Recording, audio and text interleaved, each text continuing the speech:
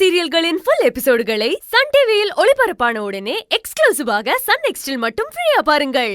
இங்க வாங்க. Yes madam. என்ன மேடம்? ஏட்டையா, சொல்லுங்க. அந்த கேஸ் இருக்குல்ல, இந்த கேஸ் தானே? எது மேடம்? இதுல ஓ ஏட்டையா, நான் ரெசிக்னேஷன் லெட்டர் கொடுக்க போறேன்னு சின்னையா நினைச்சிட்டு இருக்காரு.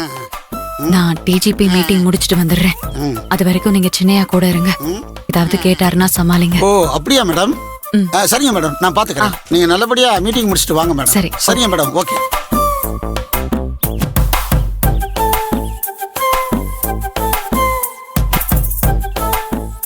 என்னோட ராசி நல்ல ராசி, அது எப்போதும்.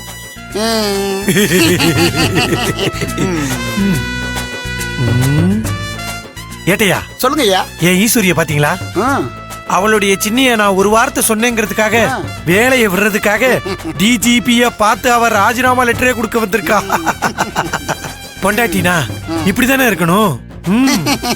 ஆமாங்கய்யா, பொண்டாட்டினா மேடம் மாதிரி இருக்கணும், புருஷன்னா உங்க மாதிரி இருக்கணும்.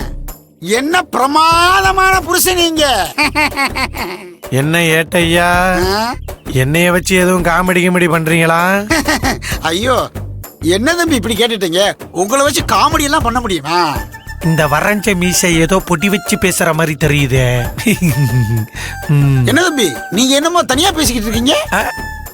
ஒண்ணு இல்ல ஏட்டையா, என் பொண்டாட்டி மட்டும் இப்ப இந்த வேலையை விட்டுட்டு வந்துட்டானா இதுக்கப்புறம் என் வாழ்க்கையில எந்த பிரச்சனையுமே இருக்காது.